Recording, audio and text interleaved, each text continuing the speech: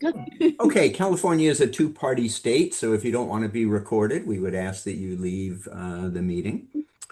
That's the old HR echoing around in the back of my head. The purpose of today is to remind everybody that the Nationals are coming up in San Francisco for 10 days, starting the Saturday, or maybe it's the Friday after Thanksgiving, and going through the following weekend. Um, there are local bridge clubs with relatively small games, and then there are bigger events called sectional tournaments that have more people attend, and regionals that have even more, and nationals that have even more. And the beauty of the really big tournaments is not that it's the world-class players there, although that's kind of cool to be in the same building with them.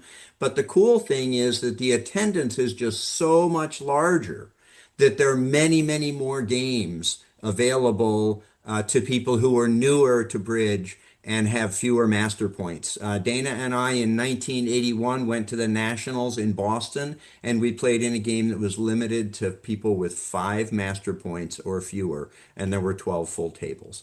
So don't be Wow. scared by the word nationals.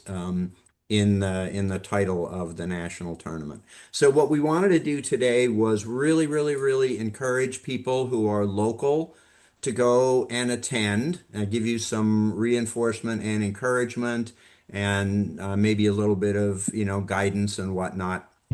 And in addition, a number of you I know are coming to San Francisco to attend the Nationals, and it might answer some questions and whatnot. Again, I had a what I thought was a nice little presentation, but I screwed up my computer and it's all gone.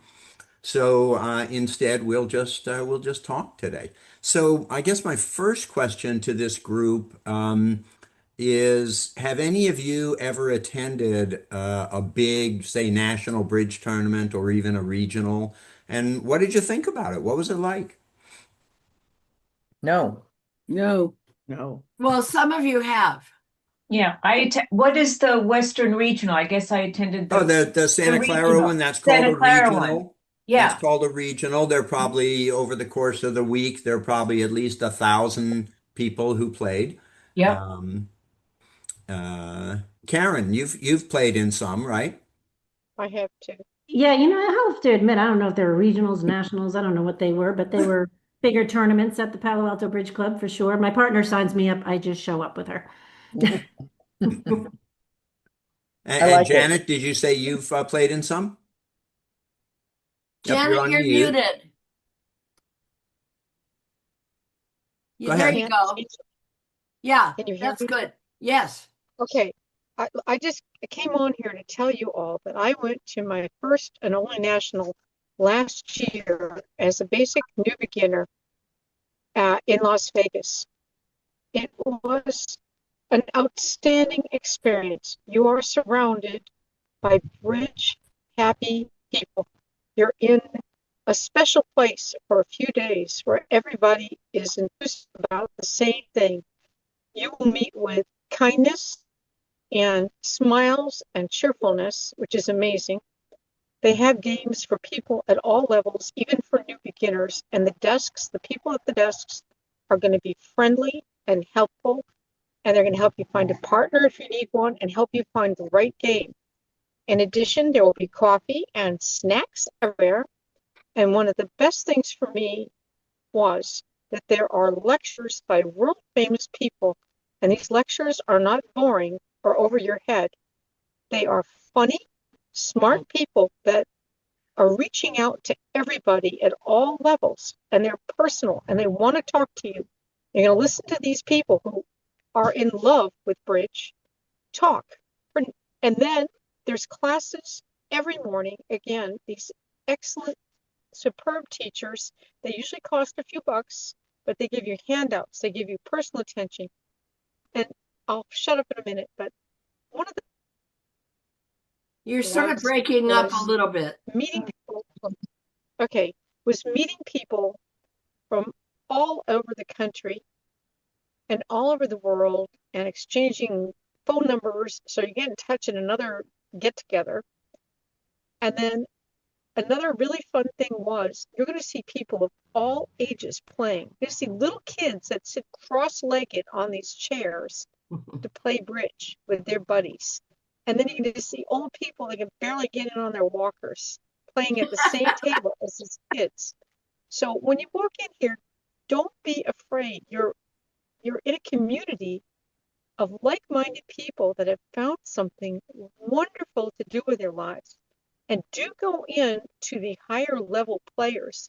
Sometimes you can kip it, sometimes you can't, but just watching the intensity and watching them play. And anyhow, it was a fabulous vacation, and I can't wait to do it again. So I'll see you all next summer in Minneapolis. And now I'm going to yes. go line dancing. All Good right. night. Good night. Wow. Yeah. Thank you, Janet, Bye. for coming. Janet and I talked about this, that she might come to this, and she did it. Thank you. What a wonderful testimonial. So the San Francisco Nationals are at the I think it's called the Marriott Grand Marquis Hotel. If you go to the AC Bale website, or we'll email something out that has the location and the schedule. Every day there's bridge games all day long. Of particular note, the Saturday and Sunday after Thanksgiving at 8 a.m., there's a free lecture targeted at brand new players or newish players like the people I see on the screen. And then that's followed, it's about an hour and 45 minutes, and then that's followed by a free 12-board duplicate game. And everybody will be super supportive and super helpful and super fun. So that's the Saturday and the Sunday to think about. In addition, every day at 10 o'clock and again at 3 o'clock, there'll be a game that is limited to people with 0 to 299 master points. So that'll be a pretty comfortable place to play. And there are many other games targeted at people who have more experience and more master points. As our guest speaker said, just show up and have fun. Have any of you ever been to like a business conference that's held at a hotel? Probably, yeah. So it's going to be, in a sense, it's just like that. You'll get to the hotel, you'll find that on the second floor or something like that, there'll be a welcome desk. The people there at the welcome desk will be super friendly, super helpful. They will have swag. This little bag that says Reno 2016. Dana and I picked that up when we went to the Reno Nationals, and for 10 years now, it's been our bridge bag. Every time we go to play bridge, we put all our stuff in here. So there'll be swag, people super helpful. If you can arrange a partnership ahead of time with some of our other Planet Bridge people, that's probably the most comfortable thing for you. But there'll be a partnership desk. And if you show up and go to the partnership desk, they will find people, they will find somebody to pair you up with who's appropriate for you. Coach Ken in Philadelphia one day got paired up with somebody I know from Palo Alto. So I know it works. I know it happens. I want to say that I met Coach Ken because we got paired up in a team game at one of these things in, where was it? Toronto. Is Ken here? Yes. Yes. Yes, I'm hiding. Yes. You are hiding. And Yes, and it look was what, awesome. and you just, Look where I met Deborah. Yes. She was you so just nice. never know what might happen. And she roped me in. She roped me in. She I like did. I knew. put a hook on me. And she- Yeah. So Yeah. as our guest said, when you arrive and talk to the people at the greeting desk, the help desk, they'll help you find the right room to go to. Each of these national tournaments has an entire area dedicated to newcomers, they call them IN, intermediate/newcomer players. And there'll be people there super helpful, super supportive. When you actually start playing, again, my presentation died, but I have a couple of slides that are still alive on my computer. This is a picture that I took in Philadelphia. This is the hotel. Again, it's like it's like a business conference. There's big rooms, there's small rooms for different kinds of meetings. This is where the big boys were playing. If you can you guys see the screen? Yeah. Yes. So the big boys were playing in this 3-story tall ballroom with chandeliers and stuff. And the couple slides that did survive, if you go play at a bridge tournament, you'll be in a room like this full of people, and you'll have tons of fun playing the cards. And here's what's at the table. When you're sitting at the table, in the center of the table will be a plastic or metal sleeve called a board that holds the hands. When you play online, the hand just appears in front of you, right? But when you play in person, you have physical cards, and you'll actually play with physical cards. You'll pull the cards out of the board, you'll arrange your hand, you'll do your bidding, you'll do your card play, and when you're done, you'll put the cards back into the board so the next table can play them. There'll be a little thing down here called a bidding box. I had a lovely picture of one, but it died with the presentation. These little slips inside it, one of them says pass, one of them says 1 club, one of them says 2 clubs. That's how you do your bidding. You pull your bid out of the bidding box and you put it on the table in front of you. On the computer, you just click on your bid, right? In person, you pull the thing out and you set it down. The reason that they now bid with bidding boxes is back when I was first playing bridge, we'd have an auction at my parents' house that went 1 heart, 1 spade, 2 spades, and you can't speak like that, right? You can't convey extra information. There'll also be a little tool on your on the table called the bridge mate. Somebody at the table will know how to use it. That's how they enter in the result. 3 spades by North making 4 or whatever. And here's how it works. You'll sit at a table and you'll play a few hands.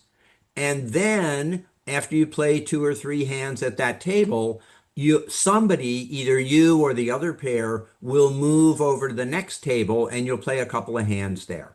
So that's how it works. Online, when you're playing duplicate, the cards just pop up, maybe different opponents appear on the screen, but in person, it's a little different. And I think that's all that survived from my presentation. I'll stop sharing. There are many other things you'll find at the location. There'll be an area with vendors. Right? I mean, if you go to a pipe fitters convention, there's going to be people with the latest and greatest, wrenches. But here, there's going to be people selling bridge books. And, there'll be a table for Into Bridge and for Real Bridge. All these people, they'll have their own vendor tables. There'll be teachers there. Donna Compton will probably have a table there. And you can just wander around and see all this cool stuff. What do you want to take with you? I'm trying to remember things that Deborah and I talked about earlier. Bring layers. If you're in a conference room at a hotel, sometimes it's too warm, sometimes it's too cold. You'll be more comfortable if you have layers.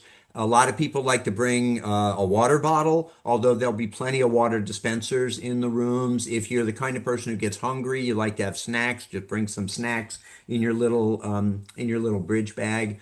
Bring a pencil if you want. You may want to pick up a score sheet. I had a picture of a score sheet. You can carry it around with you. And when you play board 1, you can write that it was 2 spades, down 1. And then later you can, when you review the hands, you can look and see what happened at your table. It'll remind you. Deborah, what else did we talk about? Super important. Sometimes you're looking at your cards, happens online, happens in person, and you have no freaking idea what to do. Right. You have no idea what to bid. You have no idea what to play. It happens to me all the time. Here's the single most important thing to do in that situation. Just do something. Don't wait too long, because you'll go nuts and everybody else will go nuts. And just do something, because the cards you're holding, they're never going to change. And if you're not sure what to do, just do something. Strong advice. It'll help you relax, actually. Willa, question, comment? A question. So at most conferences I have been to, there's a registration fee. Is there a No. registration fee? Okay. No registration fee. If you want to play in one of the 0 to 20 games on Saturday or Sunday, the first Saturday and Sunday, those are free. If you want to play in other games, you have to pay a card fee, just like if you were playing at your local bridge club. How do you pay those fees? Right at the table, or you put money in? What will happen is you'll go to the intermediate newcomer area. They'll say, what game do you want to play in? You'll say, oh, I want to play in the 299er game. And they'll say, it's over there, and there'll be a table, and you'll go up to the table with your credit card, and they'll have a little reader, and you can just pay at the table. People there will be, as the guest said, super, super helpful. They will guide you around. They will shepherd you. Another thing to bring with you, super important, a big smile and a big hello. Because every time you sit down at a table, you want to smile and say hello, and you want the other people to do that, and you'll have a ton of fun. And maybe you'll sit next to your brother's 6th grade teacher like I did. Anything can happen. So I thought of 2 other things. Make sure you have your ACBL number with you. Because I put it in my phone, like on a note app, in my note app, and I just have it because you have to enter that wherever game you go to. And then the other thing is count your cards before you start playing. It sounds silly, but I've been at tournaments where you play a hand and then all of a sudden somebody's short a card. Because when they put it back, sometimes it gets messed up. And you'll see most people doing it, but just make sure you have 13 cards. Yeah, it's a good habit. You pull your cards out of the board and you just count them. You get to 13, then you take a look at them. Yeah. So I actually do have a follow-up on Jill's comment. When you're playing at a table, often because when you play with the robots, they will not let you play the dummy or out of your hand if that's not where you're supposed to be. Is there a special trick you guys have for keeping track of that when you're face to face in the I just try to remember that I'm in my hand and I'm going to lead, or that I'm on defense, I took the last trick, I'm going to lead. Sometimes people will lead when it's not their turn. Yeah. When I'm a dummy and my partner's playing, when my partner takes a trick from the dummy, I put my hand on the table to say that as a reminder for both of us that she's playing from the dummy. And then when she takes it in her hand, she does it that way. And usually somebody else is sort of watching too. So it's usually someone who's a little bit on top of it. Yeah. And stuff will happen. They'll lead a club from dummy and you've got clubs in your hand, but you pull out a heart and you play it. Oops. Yep. It'll happen. And when something like that happens, everybody at the table laughs and then they say the following words: "Director, please." And the director comes over and asks a question or two and resolves the situation. And it's not to be mean. Like, if they call the director, don't feel like, oh my God, this is like, I'm mortified. Yeah. It's just they technically have to because there's a protocol. So even if it's a little thing, it doesn't matter. So just don't let that kind of mess you up. But, just if you can, let it ride and keep playing. Find humor in it. But yeah, exactly. It's like, not a big deal. And if you have a bad hand, you'll go to reach for the ace of diamonds and play it, and when it hits the table, it's the 4 of diamonds because it had a point at the top, right? Okay. It'll happen, Karen, you have your hand raised, or? Yeah, I was just wondering, do you want to talk about like what you are allowed to ask and who you're allowed to ask, and if someone asks you a question, how you should answer? No. Okay. I don't want to talk about that kind of stuff because I don't want people to get worried about it. Okay. So, along those lines, the events for newer players are not quite as rigid as the events for more experienced players. But everybody's aspiring to maintain the etiquette in a way of bridge, and you'll see it. People will schmooze, schmooze, and then the game starts and nobody will say a word because now's the time to play. And we're gonna and the boards. We didn't say this, I don't think, Phil. The hands are timed. The rounds, I should say, of 2 or 3 Yeah. boards, which are hands, are timed, and you need to finish. That's why Phil said, if you don't know what to do, just do something, because the clock is ticking. And I absolutely guarantee if you go and play, you will have a ton of fun and you will want to do it again and again and again. I promise you. I promise. So is everyone who's going from here, or the people going from here playing in that 0 to 20 group, is that what we're recommending? And that Saturday morning, not the 10 o'clock game? My guess is that the 0 to 20 game will be very attractive to a lot of people on this call.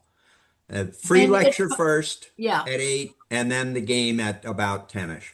Okay, so the sign-up sheet that Martha sent out, is it, that's the other question I had, is are we supposed to like find our partners on that sheet, or what exactly is that sheet? let's let Martha tell us. Well, I So, don't know so we're encouraging people who are in the Bay Area, visiting Bay Area, to play. And if you don't have someone you're already going to play with as your partner, your regular partner, and you would like help finding someone, we will, I can help connect you. I haven't started doing it. You have to figure out, you may start thinking about when you want to play, and do you want to play in the beginner early? Are you an early person? You can get downtown at 8 a.m. or you want to just go in the 10 a.m. one, which is longer. That's another thing you have to think about. The endurance. Bridge is also an endurance sport, and you'll have to sit for almost, what would you say, 2.5, 3 hours. If one of those 12 board games will be less than 2 hours. The shorter ones, the 12 ones, will be like an hour and a half. Yeah. So, yeah. Just Michael, question? Yeah, if I can only manage to go on the weekend, I can only go on Sunday, but I might be able to attend the other days. Is there stuff going on the other days? Yes. Every day, and I'm sorry my presentation died. Every day there are games for people with 0 to 299 points at 10 o'clock and again at 3 o'clock. And if you have somebody to partner with, that's great. If you just go and show up, you can go to the partnership desk and they'll find you somebody. Oftentimes you have to fill out a little index card that says your name with your cell phone number and how many master points you have or don't have. And then you stick it up there with a push pin and somebody might call you in case there's not somebody hanging around the actual desk at that moment. And I put the link, oh, sorry. I put the link in for ACBL. If you go San Francisco, they have all the information you need is there. This list, the schedule, the time. So I would spend a few minutes and check it out. Yeah. And we should probably stop, Deborah, because people are arriving for the main session, We right? should, but let's let Jade, it says Jade has a question. Oh, okay. Yeah, I'm piggybacking off of Jill as well. So is there a specific link to the San Francisco Bridge tournament? Yes. Yes, I just put it in the chat. Oh, you did. That's what you're talking about. Okay, I thought you were talking about ACBL. No, Okay, it's an ACBL sanctioned game, but it's San Francisco. You could look at the link. Yeah. And Satish? Yeah, so my question is, so this is my first pass through the Planet Bridge program, and we haven't yet really gotten into bidding. By the time Thanksgiving rolls around, we'll probably have like 2 or 3 sessions of bidding. Yep. So can I still attend, or what do you think? You can do whatever you want. The question is, how much fun will you have? If you're relatively comfortable with basic bidding, you'll have a lot of fun, particularly if you play with somebody you know. And John, question? Yeah, it sounds like we're signing up for everything there. We're not pre-doing anything until we There's get no, don't worry about pre-signing up. Yeah, thanks. The important thing to pre-arrange, if you want to, is are you going to play with a partner Yeah. at, for example, 8 a.m. Yeah. Or are you going to go with a partner to the 8 a.m. lesson on Saturday or Sunday and then play in the 0 to 20 free duplicate game right after that? That does offer master points. So, Deborah, we should probably stop this topic because other people are coming in, and including That's true. Martha's One new other group. question. What about the luncheon for Planet Bridge? Is that still on? Absolutely. Martha, where's Martha?